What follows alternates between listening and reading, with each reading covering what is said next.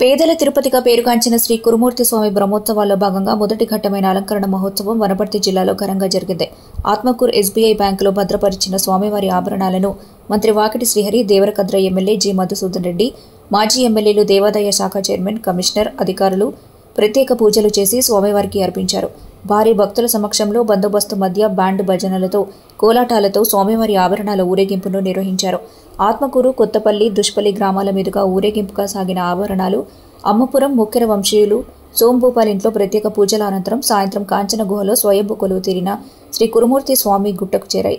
తర్వాత ఆభరణాలను స్వామివారికి అలంకరించి భక్తులు ఘనంగా దర్శించుకున్నారు. కురుమూర్తి జాతరైన ఈ ప్రాంతంలో మరో తిరుపతిగా కొలవబడతా ఉంది. ఆ భగవంతుని ఆశీస్సులు అందరికీ ఉండాలి. ఈ ఉమ్మడి పాలమూరు జిల్లా దేవరకద్ర మక్తల్ నియోజకవర్గాలు ఆయన ఆశీస్సులతో అన్ని రంగాల ముందుకు పోతా ఉంది. మొన్ననే చూసినాం, ఏ ముఖ్యమంత్రి కూడా రాలే.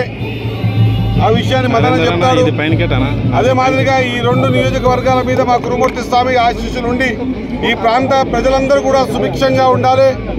అందరి జీవితాలు, అందరి మనసులో ఉన్న కోరికలు తీర్చే విధంగా భగవంతుని ఆశీస్సులకు కృపా కటాక్షులు కావాలని, ఆ భగవంతుని ఆశీస్సులు అందరికీ ఉండాలని మనస్ఫూర్తిగా పాడి పంటలు అందరూ కూడా ఆరోగ్యంతో ఉండే విధంగా భగవంతుని ఆశీస్సులు ఉండాలని కోరుకుంటూ పెద్ద ఎత్తున వచ్చి కురుమూర్తి స్వామి మహిమగల దేవుడు ఆయన ఆశీస్సులు పొందాలని యావత్ భక్త బృందానికి అందరికీ కూడా తెలియజేస్తా ఉన్నా. వైభవంగా ఈరోజు అలంకరణ ప్రారంభమైనాయి.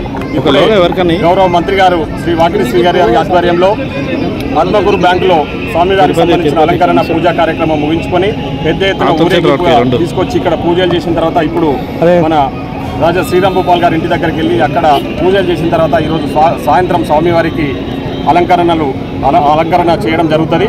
ముఖ్యంగా పేదల తిరుపతిగా పేరుగాంచిన శ్రీ కురుమూర్తి స్వామి బ్రహ్మోత్సవాలు ప్రధాన ఘట్టమైన ఉద్దాల మహోత్సవం రేపు 28వ తారీఖు మొదలుగా అవుతా ఉంది. చిన్న వడ్డేమన్ దగ్గర స్వామివారి పాదుకలకు సంబంధించి పెద్ద ఎత్తున అక్కడ పూజలు చేసిన తర్వాత లక్షలాదిగా భక్తులు ఆ రోజు వచ్చి స్వామివారిని దర్శించుకోవడం జరుగుతుంది.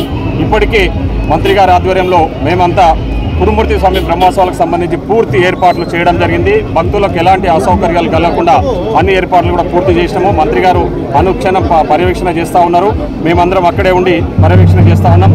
ముఖ్యంగా ఈరోజు మహిమగల దేవుడు కురుమూర్తి స్వామి ఈ ప్రాంత ప్రజలు, ముఖ్యంగా పాలమూరు జిల్లా ఉమ్మడి ప్రజలందరూ కూడా పెద్ద ఎత్తున స్వామివారి దర్శనానికి వస్తూ ఉన్నారు.